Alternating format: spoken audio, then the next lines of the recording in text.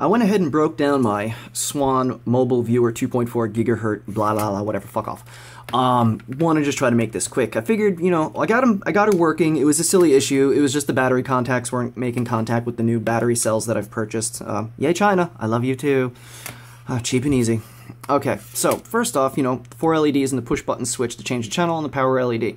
If you notice over here, we've got some test points. Ground, plus 14 volts, and then negative 10 volts. The reason being is that this board down here is our power supply. It's our charging circuit and our a power boosting circuit, because the screen here requires cold cathode fluorescent lamp levels of power. So, oh, that's fun, ain't it? Yeah, this is a pretty old screen, but the quality is fairly nice, especially in the daylight.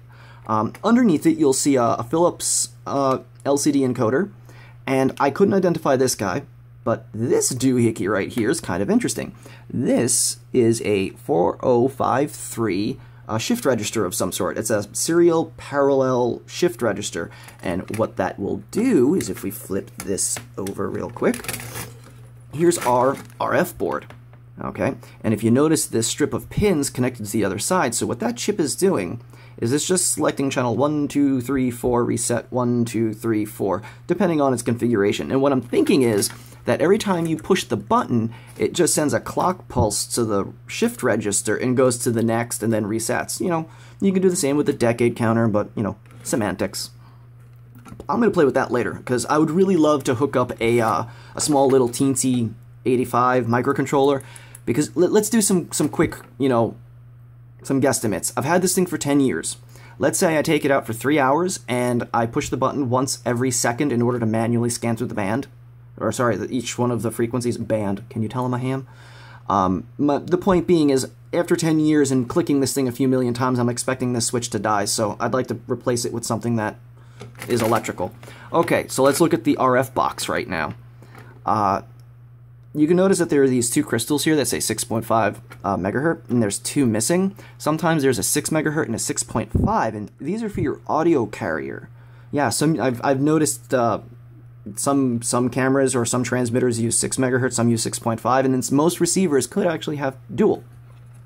Over here we see two crystals. These are for the well, basically, it's a composite signal, so if it's going to decode NTSC or PAL, it needs 3.57, I believe, or a 4 megahertz crystal oscillator, so it can generate the video sync. And, of course, here you can see my little antenna mod. I've done videos on this. It's not a whole hell of a lot to it. I just sacrificed this from an old router back in the day, just simply because it was almost impossible to get SMA or RPSMA connectors that would fit in this. Oh, damn, 3-minute recording limit. All right, where was I? Okay, the antenna mod.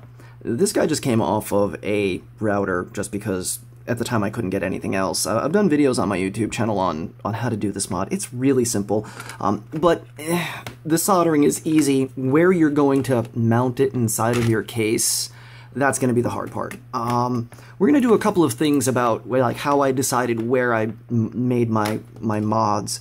And I've actually got some pretty interesting mods on the other ones that I'd like to further explore. Like I said with this guy, I would absolutely love to get an AT-Tiny microcontroller pushing this push button for me so I wouldn't put so much mechanical stress on it.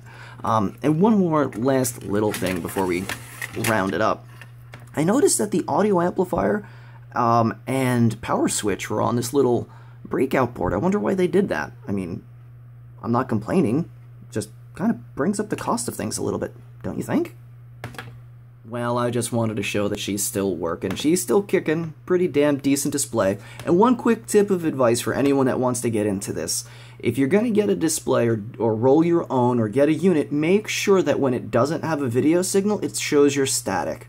Because if you notice, as I move around, you see these little lines coming in? That's actually Wi-Fi. But my point being is, when you're going around looking for video signals, there's going to be like a sort of discriminator chip inside of here, which is part of the LCD panel, that when they're static, it displays a blue or black screen, or what we call a video loss or sync loss screen. If you're looking at a black screen, well, how do you know if you have a faint signal coming in or not? Oftentimes, you'll usually hear your audio carrier coming in before you even start to see artifacting on your video, and if you're not displaying the static, you won't see the artifacting until you get a strong enough sync signal, not carrier, but a video sync signal. your screen may not even turn on. And I've actually noticed that's a big problem with some of the video scanners. Well, there'll be more.